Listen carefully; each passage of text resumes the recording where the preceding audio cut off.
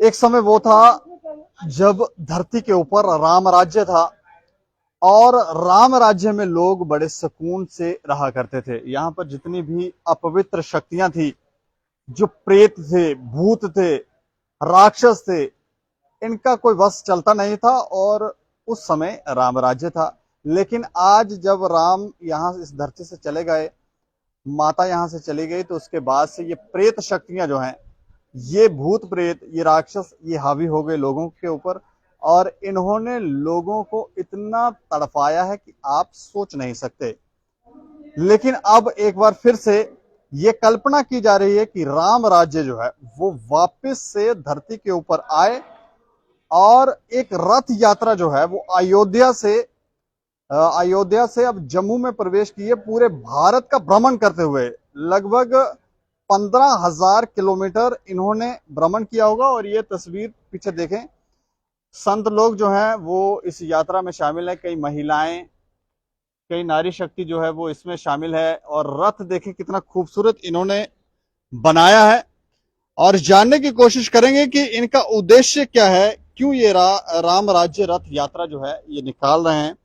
खूबसूरत ये रथ इन्होंने बनाया और इसे देखकर ऐसा लगता है जैसे अयोध्या का ही कोई दृश्य जो है वो हमें देखने को मिल रहा है। इस पर हम बात करेंगे। बात करने के लिए श्री शक्ति शांतानंद महर्षि जी हैं, जो इसकी पूरी जानकारी देंगे और ये भी जानने की कोशिश करेंगे कि क्या वापस से राम राज्य धरती के ऊपर आएगा या नहीं। मैं जानना चाह रहा हूँ, एक उद्देश्य जानना चाह रहा हूँ कि आपका उद्देश्य क्या है इस रथ यात्रा के पीछे। पहले रथ यात्रा के बारे में बोल देंगे, उसके बाद ही इसका उद्देश्य जी। राम जी का यात्रा का उद्देश्य वो त्रेता युग में क्या था, आप सोच लीजिए, रामायण में देख लीजिए। राम जी का यात्रा वनवास के लिए था। वो वनवास के टाइम में 14 साल में उन्होंने सभी राक्षसों को मार डाल दिया।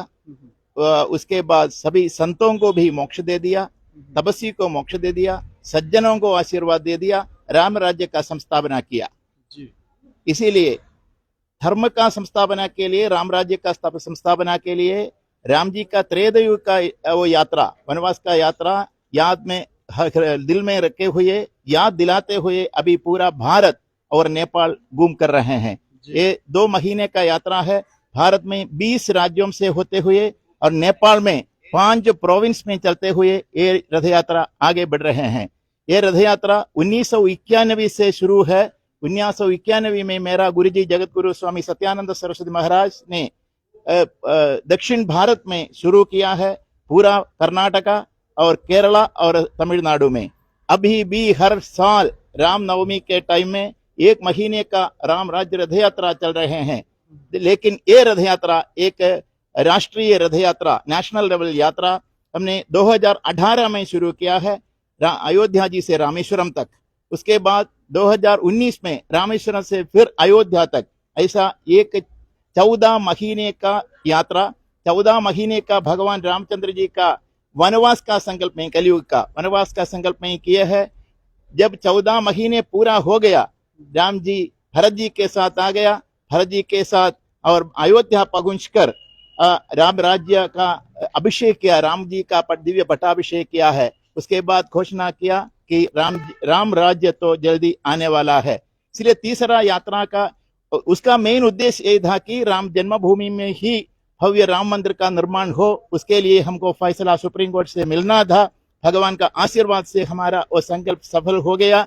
जब राम जी का पट्टाभिषेक अयोध्या में हमने 2019 में किए हैं, उसके बाद 41 दिन के अंदर ही वो फैसला सुप्रीम कोर्ट से आया है, आप लोग राम मंदिर, राम जन्मभूमि भी में करो। ऐसे अभी तीसरा हमारा यात्रा का लक्ष्य, राम जी का त्रेता युग में राम जी ने एक घोड़ा को छोड़ दिया पूरा भारत भ्रमण करके वापस आने के लिए। वो धर्म का संस्थापना के लिए था, राम राज्य का संस्थापना के लिए था। इसीलिए वो याद दिलाते हुए ये रथ यात्रा पहली बार, इतिहास में पहली बार भारत और नेपाल को जोड़कर ऐसा कर रहे हैं, राम जी का दिग्विजय यात्रा। इसका मेन उद्देश्य 3 मुद्दाओं के ऊपर ये रथ यात्रा आगे बढ़ रहे हैं। मेन उद्देश्य, हमारा नाम भी सही नहीं है। हमारा देश का नाम अभी दिया गया है इंडिया। हम नहीं बोलेंगे इंडिया माता की जय, ऐसा नहीं बोलेंगे, हम बोलेंगे भारत माता की जय।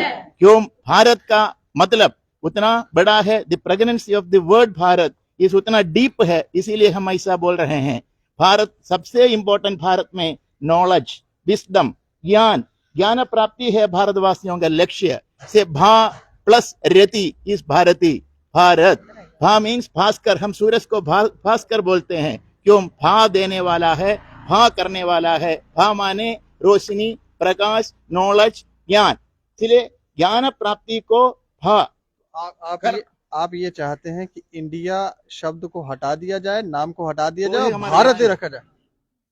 इंडिया नाम हटा दो, भारत लाओ, इसीलिए ये रथ यात्रा हम कर रहे हैं। क्योंकि ये नाम में क्या है ऐसा बोलना नहीं, ऐसा सोचना नहीं। ये सब it has been proved beyond doubt that अगर आप नाम बदलाया तो आपका भविष्य बदलाएंगे, भाग्य बदलाएंगे। अभी ऐसा नहीं है, इसीलिए भारत लाओ। भारत हमारा माता है, इंडिया हमारा माता नहीं, पिता भी नहीं है, ऐसा कुछ नहीं है। दूसरा हमारा लक्ष्य ये है, हम जो पढ़ रहे हैं, हम जो पढ़ा है हमारा स्कूल में, अभी भी बच्चे लोग पढ़ रहे हैं स्कूल में, कॉलेज में, वो वास्तविक इतिहास नहीं है, वो असली इतिहास नहीं है। It has been manipulated, created history है। हमको कोई फायदा नहीं, हमारा अगले पीढ़ियों का दिशा तो बदल हो जाएगा, खराब हो जाएगा। इसीलिए असली इतिहास, वास्तविक इतिहास हमारा पाठ्यक्रम में शामिल करना। इतिहास हमारा, हम जो पढ़ रहे हैं अभी, बाबर का इतिहास है, हुमायूं का इतिहास है, औरंगजेब का इतिहास है, सभी आक्रमणकारियों का इतिहास है। उसको सम्मान, रेस्पेक्ट देते हुए पढ़ाते हैं। वो हमारा शैली नहीं होना चाहिए। आजादी के बाद ऐसा होना नहीं चाहिए, अभी गुलामी में नहीं है हम। इसीलिए हमारा पाठ्यक्रम में असली इतिहास शामिल करना, श्री कृष्ण का इतिहास शामिल करना, राम जी का इतिहास शामिल करना, राणा प्रताप सिंह का इतिहास शामिल करना, ऐसा बहुत बहुत हमको पढ़ना है। हमारा बच्चों को अच्छी दिशा में हमको चलाना है। तीसरा, रामायण हमारा शिक्षा में शामिल करना। कोई भी रामायण हो, महाराष्ट्र का हो, केरल का हो, तमिलनाडु का हो, 200 के ऊपर रामायण हमारा भारत में है, लेकिन राम जी एक ही है। पूरा कथा का एसेंस तो एक ही है। इसीलिए रामायण अगर शामिल किया तो राम राज्य का संस्थापना के लिए आसान हो जाएगा। राम जी कैसे थे, राम जी का संदेश क्या था, राम राज्य का संदेश क्या था। इसीलिए तीसरा वो मुद्दे के ऊपर भी हम ये चलाते हैं। हमारा लक्ष्य राम राज्य का संस्थापना है, ऐसा एक मुद्दे के ऊपर चलते हैं हर देश में। आपकी बातों से ऐसा भी लगता है कि पूरा एजुकेशन सिस्टम ही ये चेंज करना पड़ेगा, क्योंकि जिस तरह की बात आप रख रहे हैं इतना सरल तो है नहीं। क्योंकि हम भी पढ़ा है, हमको अभी ना हमारा साथ वाला को संस्कृत नहीं जानते हैं, हमको भी ज्यादा नहीं जानते हैं, क्योंकि हम भी अंग्रेजी पढ़ लिया। हम केरल से हैं, हम दक्षिण भारत से हैं।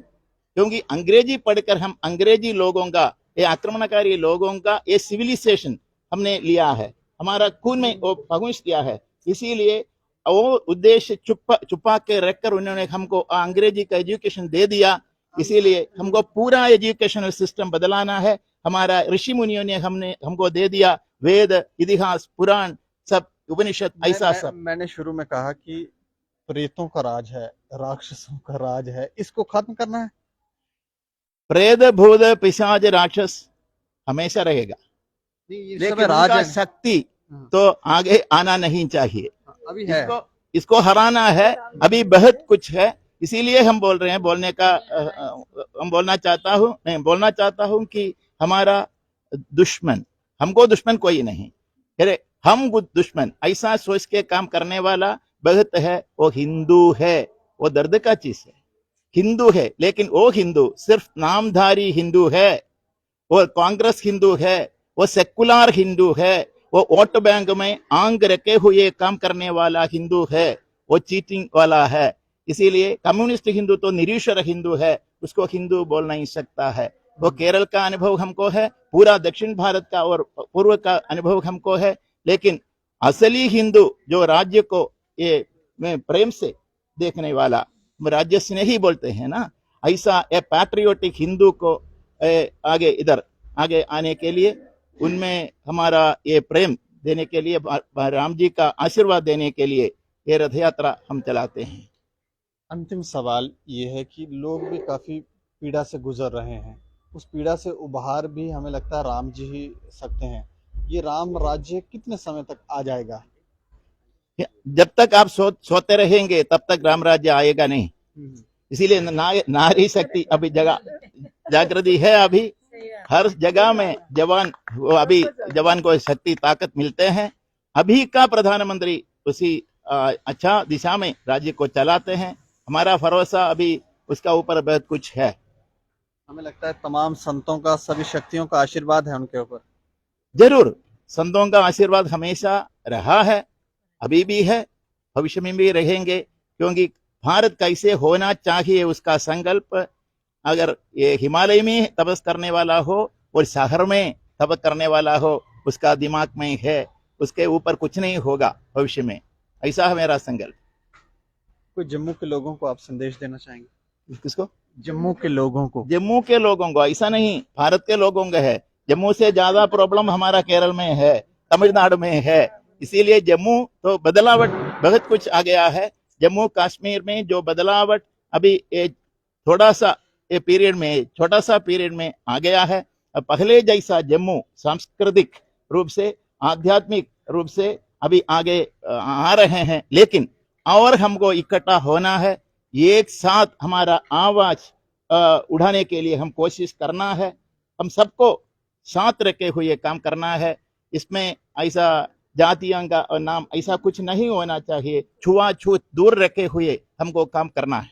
शुक्रिया, शुक्रिया हमसे बात। जय श्री राम। भारत माता की जय। भारत माता की जय। तो जिस लक्ष्य को लेकर ये चले हैं, ये लक्ष्य कोई आसान नहीं है, ये यात्रा आसान नहीं है। और ये कल्पना कर रहे हैं कि राम राज्य वापस से इस धरती के ऊपर आए।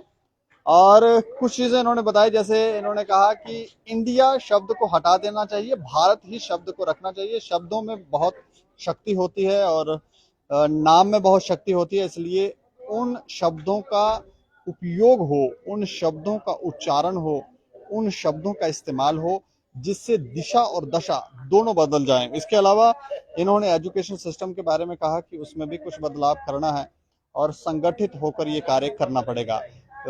इसके ऊपर आप भी अपनी राय रखें और जो लोग राम राज्य की कल्पना करते हैं वो भी विचार करें कि आखिर किस तरह से, कैसे राम राज्य वापस आ सकता है। बाकी आप देखते रहें दैनिक क्षण समाचार। मुझे और मेरे सहयोगी राजीव गुप्ता को दें इजाजत। नमस्कार।